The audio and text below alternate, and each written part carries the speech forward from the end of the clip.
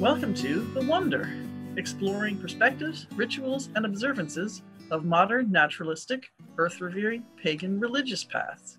Here are your hosts, Yucca and Mark. Welcome back to The Wonder, Science-Based Paganism. I'm your host, Mark, And I'm Yucca.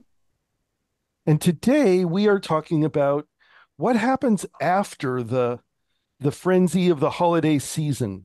I know for a lot of people it's kind of a relief because it's very stressful and anxiety provoking, but for others, the holidays really are kind of a haven in the midst of winter.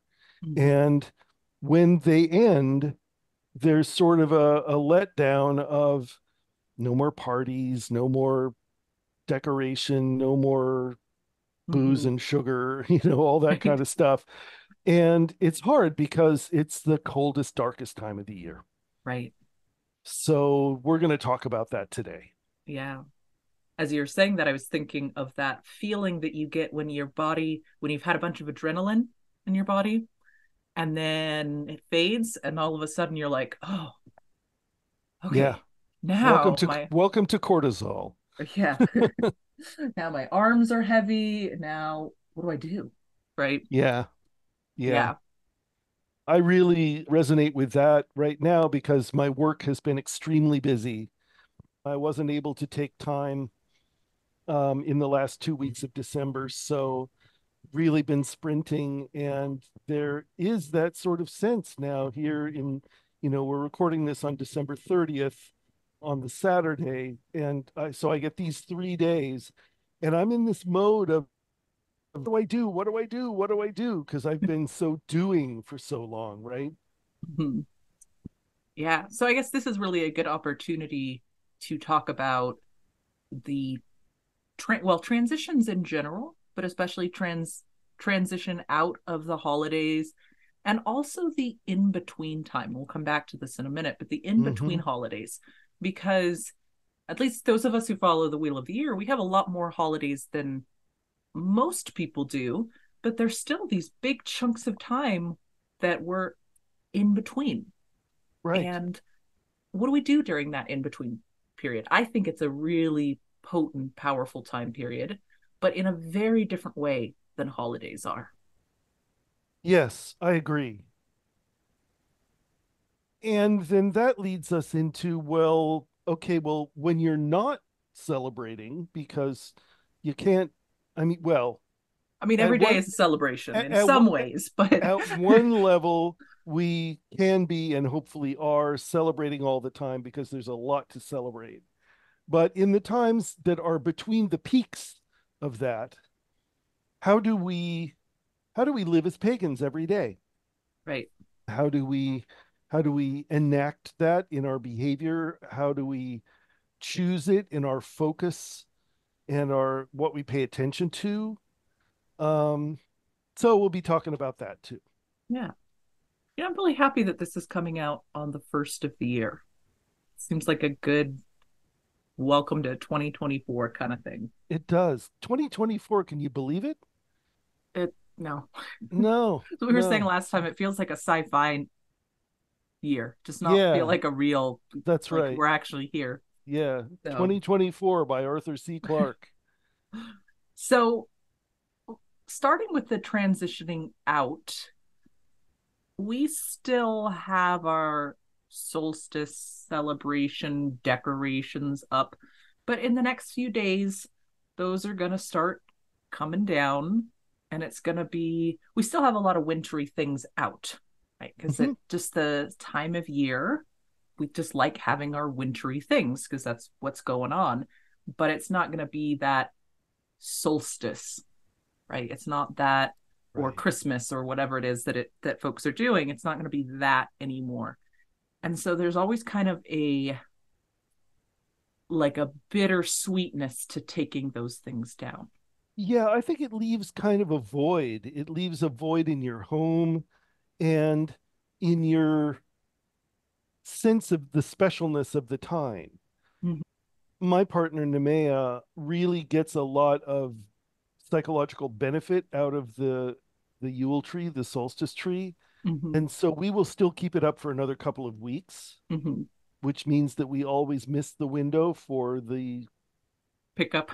company coming to pick it up, which means I have to chop it into little pieces and fit it into a yard waste bin. And I keep the trunk for next year's Yule log, so I have to do some chopping anyway. But this is a moment where the hoopla is fading, and then you're left with, well, we're back to school, we're back to work, and it's gray and cold. And this particular year, it's fast since New Year's is happening on a Monday. Right. Everybody's back on a Tuesday. If it was in the middle of the week, then usually things wouldn't start until the next week. But it's like, boom, here we go. Exactly. Yeah. Yeah. I mean, one of the jokes that I've always made, because my birthday is January 3rd, is that my birthday is always the day you go back to work. It's always, it's like, okay, the party's over and now it's time to celebrate me, right? And it's like, well, we're sick of parties and we're sick of sweets and we're sick of booze and it's like, we don't want to get together in gatherings. We've been doing that for 3 weeks. And I'm guessing as a kid, even though you're not a December birthday, you still probably got the this is your birthday present and your Christmas present all wrapped up to one. Honestly, I don't remember that happening. Yeah, I don't know. I know a lot of December babies who complain about that. Yeah. Well, yeah. I mean, one of the things that's frustrating about it, of course, is that it would be nice to have a holiday some other time through the year, because I'm kind of sick of parties and booze and sweets and presents and all that kind of stuff. Yeah. And I actually have had half birthday parties a couple of times on July 3rd. Yeah. So it's like, okay, I'm 46 and a half now. Time to have a party. Yeah. So anyway, let's talk a little bit about that transition, that kind of coming down off the peak, because that's a real thing. I mean, it's a neurochemical thing. It's not just something you can necessarily talk yourself out of, because there is a change in modality from go, go, go, gotta be festive, to, okay, I have to be able to focus for work now.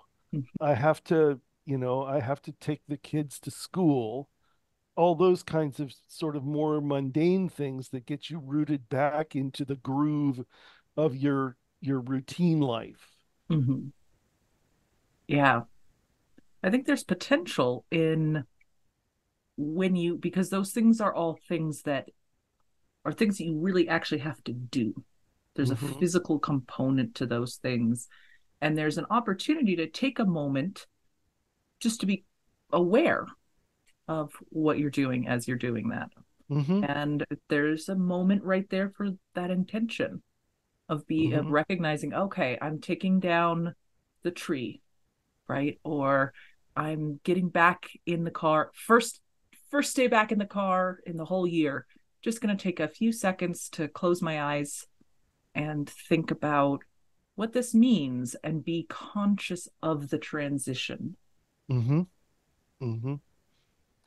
And because it's a shift from the out of routine nature of the previous few weeks, it gives you an opportunity to look at your established routine and decide whether that's really what you like. I mean, there are things you don't have a choice about. You do have to take the kids to school. You do have to do grocery shopping and all that kind of stuff. But maybe there are other things in your life that are habitual that you don't necessarily want to continue, or things that you want to add. Right.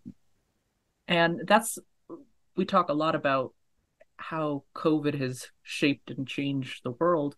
I think that's one of the places where it really did. So many people, it was like an extended period of out of the norm, and several months, years rockiness of going back to the routine, but getting to go, is this the routine that I want? Right. And for a lot of people, the very, very loud no. Yeah. Right? And not that we're necessarily able to make all the changes that we would like to, but it gave us the opportunity to be aware that it could be different. Well, and the biggest example of that, I think, is that in order to conduct business at all, many businesses had to go to remote Hmm. work. And when they went to remote work, workers found they liked it. They didn't like the expense and the time loss and the stress of a commute. Hmm. They didn't they'd much rather work at home, if not full time, then certainly part time. And now employers are sort of strong arming many workers to get them back into the office, and the workers are balking. There are tech workers that have moved out of California to small towns in the Midwest, and they're like, I'm not coming to the office, folks. I'm not doing it. I mean, I'll fly in a couple of times a year for some kind of key thing that needs to happen, but on a daily basis, everything I do is over the wire anyway. So leave me Yeah. alone. Let me do my job. I have to say, as someone who's pretty rural, to get into town is about an hour for us. So I Hmm. love it. It makes there's so many things. I have a doctor's appointment coming up this week I don't that I don't need. It's just a consultation, right? They don't need to actually take any vitals. Yeah. So I'm not going to drive anywhere. They're not going to drive anywhere. We're just going to hop on the computer for a minute. Yeah. Boom.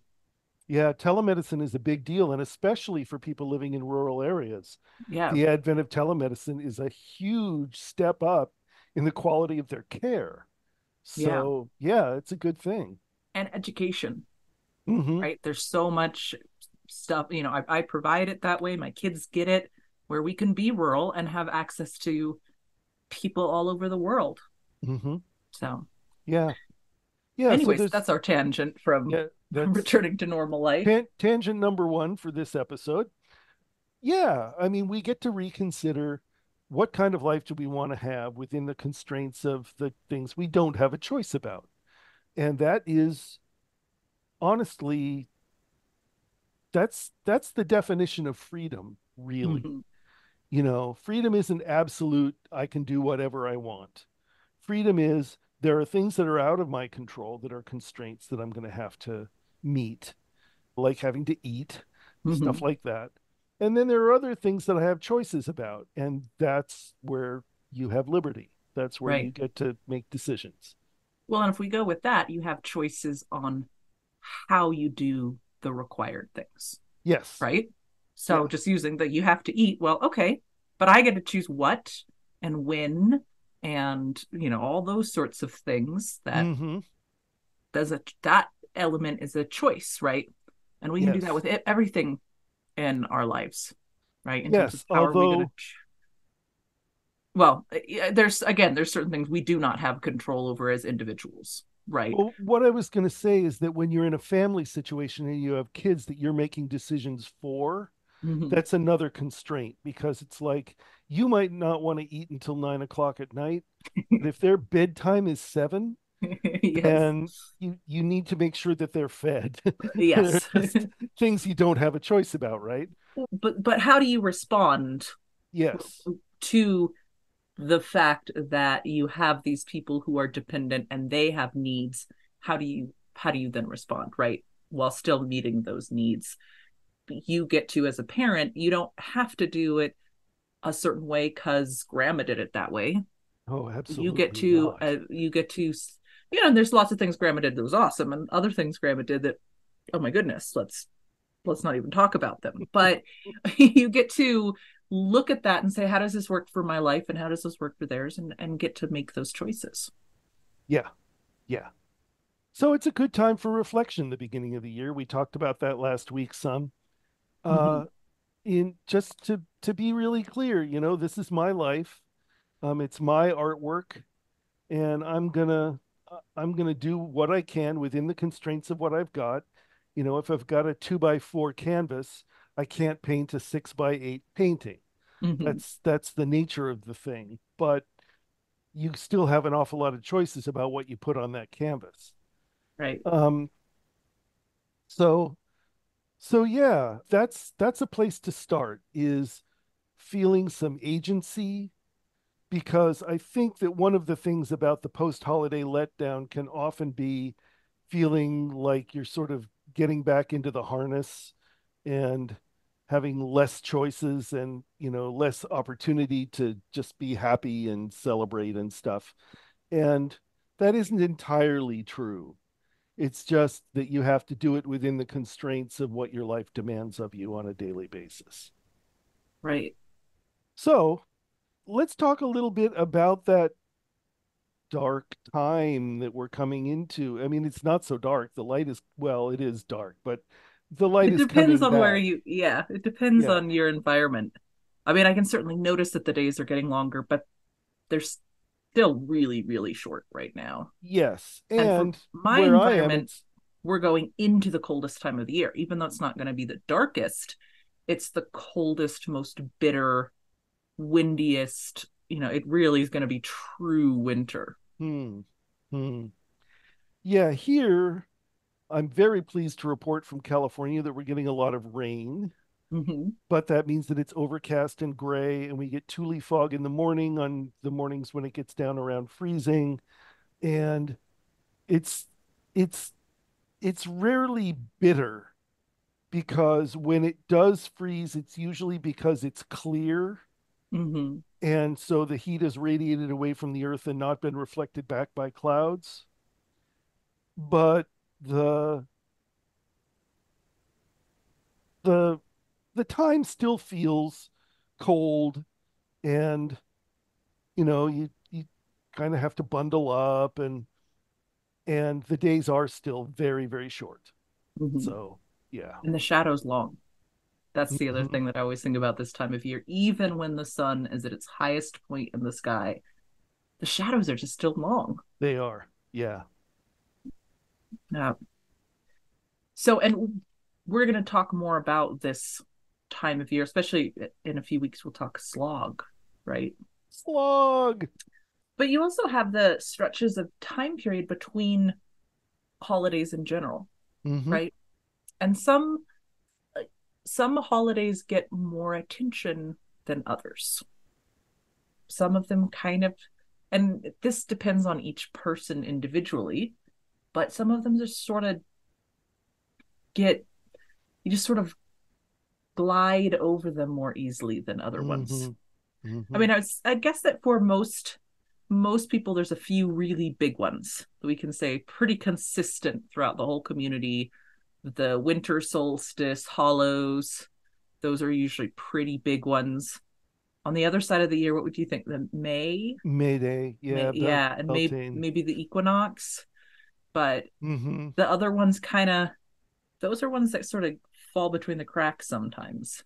Well, the overculture, the mainstream culture, doesn't have corollary holidays at Mm-hmm. those times. And so we don't get the help of Right. there being a day to take off or a set of themes like the Easter bunny and chocolate eggs or Although uh May, we don't really get that either, but I think there's just such the still the powerful image of the maypole and flowers, and right, that's right. still kind of hanging on there. Yeah. Yeah.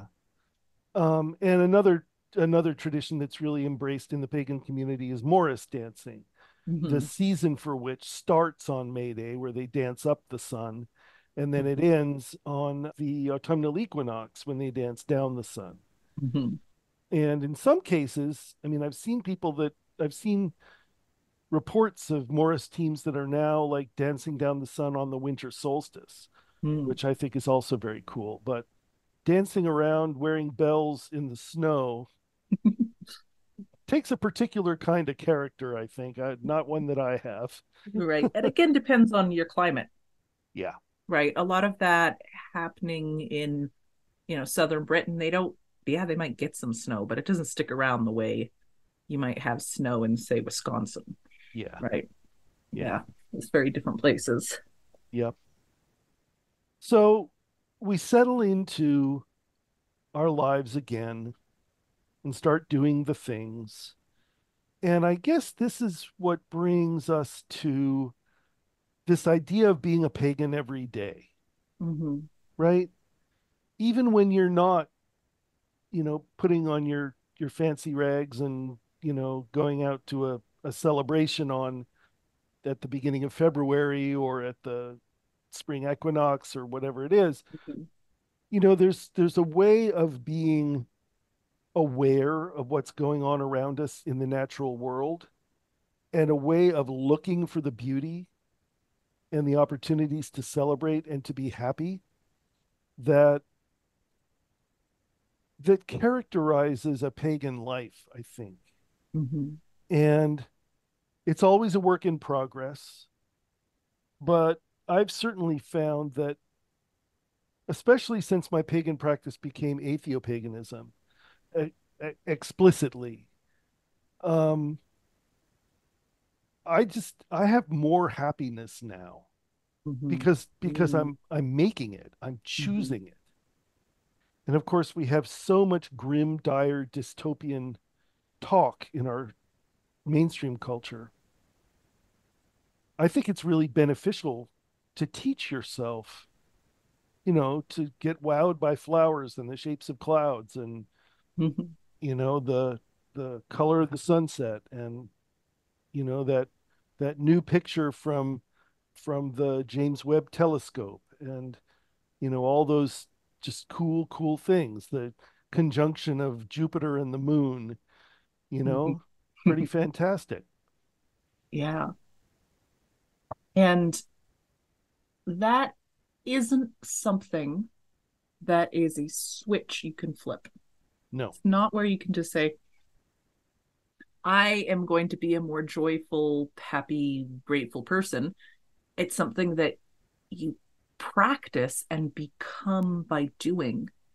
And that's where the daily practice really comes in. Yeah, it's a muscle. You Right. have to you have to exercise it, and it will become stronger over time. Right. And a daily practice for me is really important. And I don't have a super elaborate daily practice, but it's still something that I go back to every day.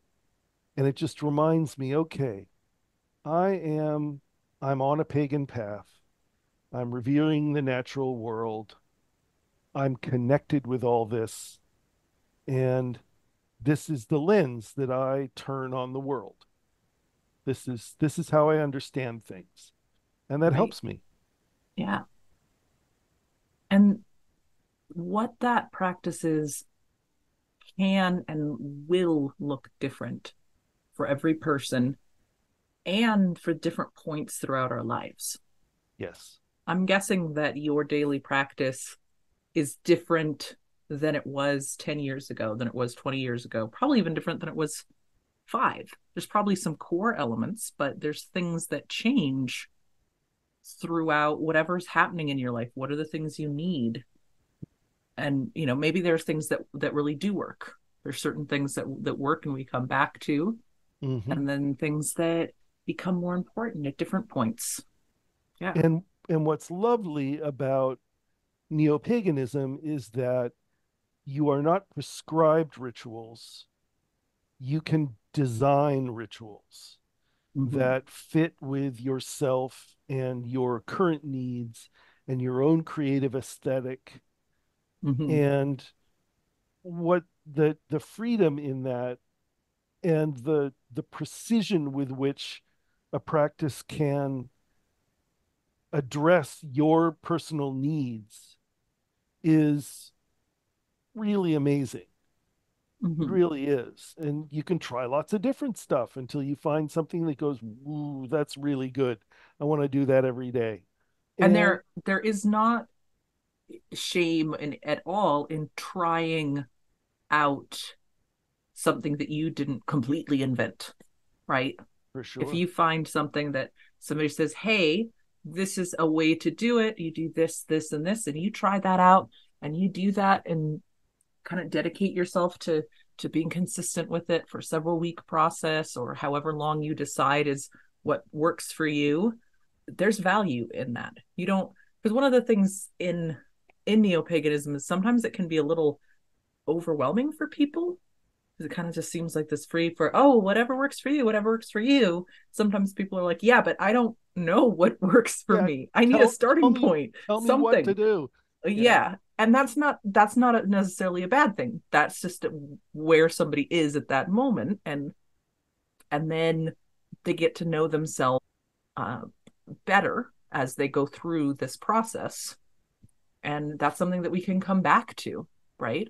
Mm-hmm. And adding new things in. And you don't have to know from the get-go exactly what's going to be the right fit for you.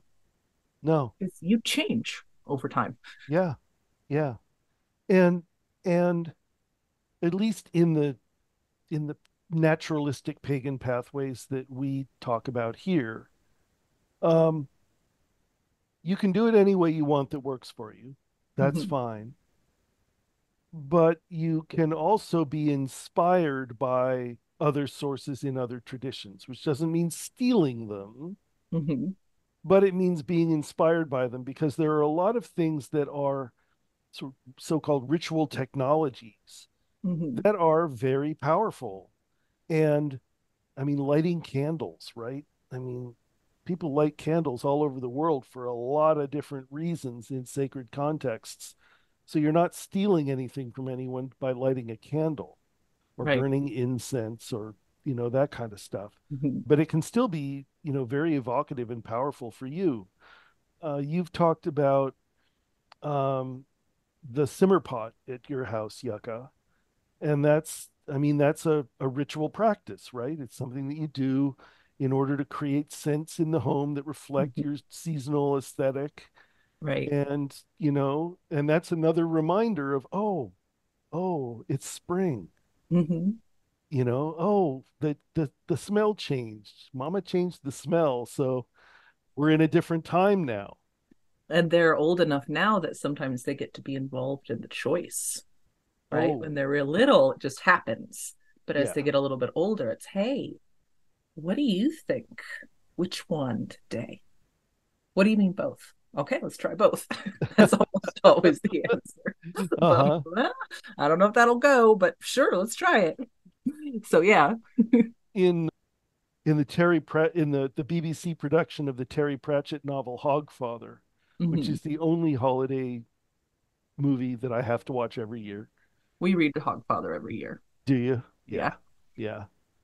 There's this wonderful line by one of the wizards at the University of the Unseen University of Ankh-Morpork, where he says, "Let's just take everything and mix it up and see what happens." And that sounds very much like a 5-year-old choosing what scents to put in a pot.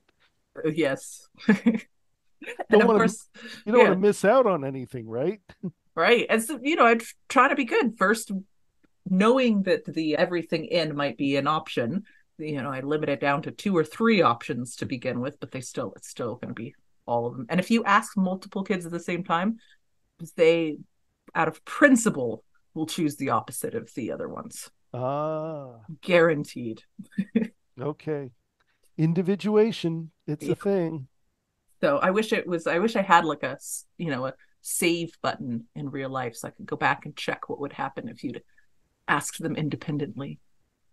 Right? Like in games where you can be like, what if I chose the other dialogue? What would have happened? I Uh-huh. wish I could do that in real life. Uh, So yeah. Daily practices. They can be a lot of different things. I mean, a daily practice can be going for a walk in your neighborhood, Mhm. for a half an hour every day and just looking at what's happening in the gardens or in the shop windows, or, if you're in a big, dense, urbanized city, just what's going on with traffic right now? What are the clouds doing? Are there are there wildlife around? Are there birds that are around that you don't necessarily see at other times of the year? That that function of paying attention, Mhm.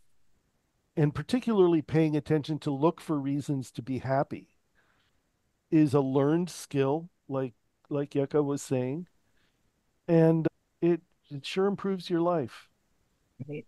One of the things that I have a really hard time with the Abrahamic religions about is that they don't seem to put much focus on being happy. Right. At least not the mainstream ones. Yeah, I think we could say yeah, that they're definitely brand you could make that argument for Sufism or Quakers or there's yeah. branches that do bring that in. Hmm. Um, but that's not really the theme on the big scale. No. Well, anyway, That's that's another conversation and and it's about the and it's whys behind that and yeah, and it's not the our function subject. of the You yeah. can find another podcast to learn Yes. about, what they're going for and what their goals are. What context for why it developed that way, which is fascinating. But I Yeah. personally don't know enough to actually really comment on that. I Uh-huh. could say my guesses on, well, I listened to that, that one podcast and they said this and that made sense to me, but that's not actually my field. Uh-huh. So, Yep, very helpful when you know what you don't know, mhm. which is of course one of the banes of the internet is that certain people are authorities on everything. The Dunning-Kruger syndrome. It goes Uh, both ways, right? The yeah, less you know, the more you think you do, and the more you know, the less you think you do. the less you think you do, and the less certain you are about any of your conclusions, Mm-hmm. which is why evidence is a good thing. But just for us, I mean. And this whole process that we've been sorting out over hundreds of years to try and get closer in and spiral closer and closer into truth. It's pretty great. It is. And big It fan. is. And it spins out lots of things that are almost certainly true. There are things that are nailed down pretty well in terms of the way the universe works and the way particular organisms operate and that kind of thing. Now, at any given moment, there is an opportunity for some contrary evidence to come along that shows that we don't completely understand them yet. But the fact that you're in New Mexico and I'm in California and we're talking now so that we Feels can face to face. yes, and we can broadcast this for people all over the world to listen to is a reflection of the fact that we've gotten pretty good at predictable stuff in many ways. Mm-hmm. Yeah, And science in is other good. places we got a long way to go, but we've got a process to be able to approach it with. Yeah, to get there. Yeah.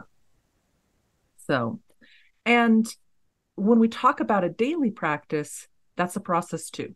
It may not necessarily be the scientific method, but you can actually bring a lot of that into your own life, and that can be really helpful, right? Just some of those, the your observation and testing and all of that. But having the process is really the first step.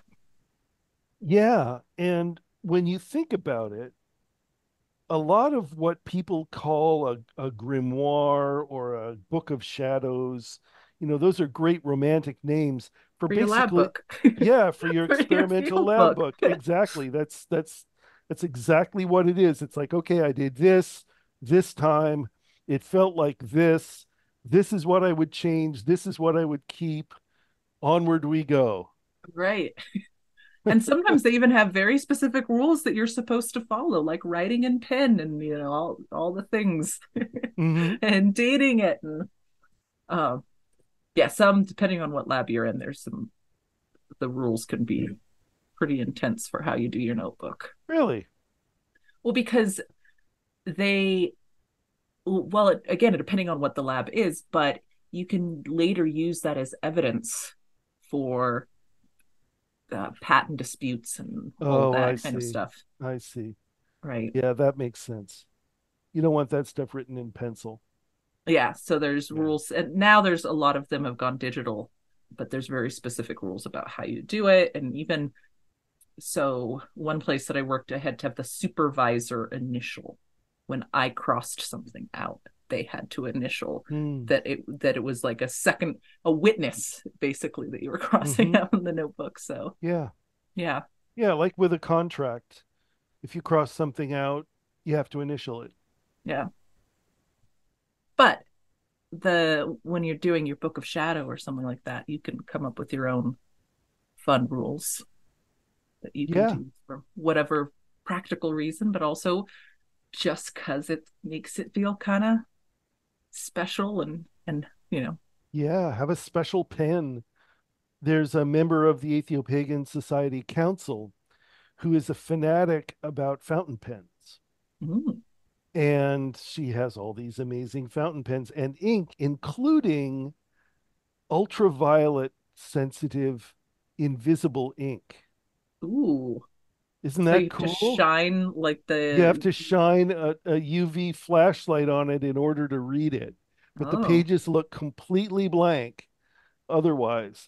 I mean, and there's all these wonderful inks like oxblood ink and all this stuff, The which DM in isn't me wants actually to do made which isn't actually made from oxblood. It's just that color. Oh, okay. I was going to say the DM in me immediately thinks of using that pen for a secret message that you have to give the players, and they can't decipher it until you give them the right prop or something. Yeah, yeah, like a wand that glows UV, Yeah, something like that. That would be really cool. you just come up with some fantasy sounding name for it instead of UV though. Right. Yes. Well, we used to have ultravision and infravision in Dungeons and Dragons. That got turned into dark vision, which is a catch-all, covers, so instead of seeing a heat imprint, Mhm. or seeing at far distance because the ultraviolet is more penetrating, you just have this one magical thing that just lets you see stuff that's further away. Yeah, you just explain it in different ways, but Yeah, makes the rolling work, the stats work easier.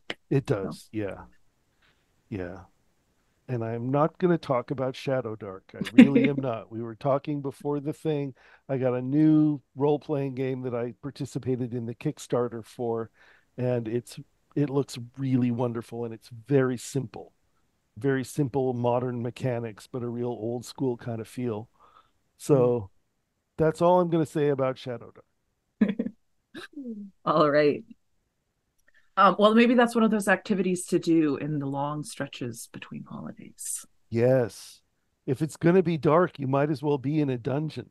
Right. Yep. Well, this was great. Any other thoughts for the new year for our different topics today of kind of the letdown from the holidays, between holidays and daily practice? I guess the one thing that I would reinforce is to experiment. Yeah. Really ask uncomfortable questions about the routines in your life that don't serve you, and experiment with different ways to make that feel better. Um, and a daily practice to me really helps. The daily practice should not feel like a burden.